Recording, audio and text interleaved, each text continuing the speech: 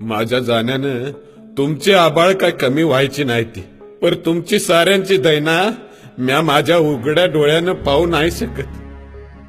पावसाला जेव्हा बोलिवलं तेव्हा एक टिपूस देखील नाही गळाला, आणि जेव्हा बोलिवलं नाही तेव्हा मातूर उभ्या पिकाला आडवा करून गेला.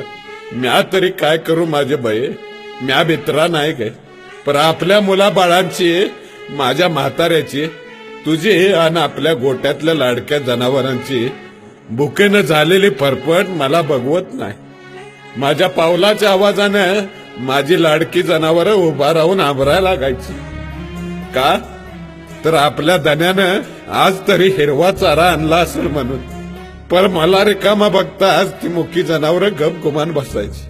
अगं माझ्या मुक्या जनावरांना या अभागी शेतकऱ्याची अवस्था कळाली, पण या निर्दयी शासनाला काय बी नाही कळत. सगळं वज तुझ्या खांद्यावर टाकून जाताना लय वंगाळ वाटतंय. माझ्या पोराला सांग, साध्यातला साधा शिपाई हो, पर शेतकरी नग. कारण साध्या शिपायांनी जरी संप केला तरी त्याचा पगार हजारानं वाढतोय. ही सरकारी हलकट अधिकारी हात चलाकीनं टेबला खालनं पैक मिळवते, आणि आम्ही आमच्या कष्टाचं घामाचं पैको मागतोय, तरी आम्हाला ते नाही मिळत. माझ्या म्हाताऱ्याला सांभाळ.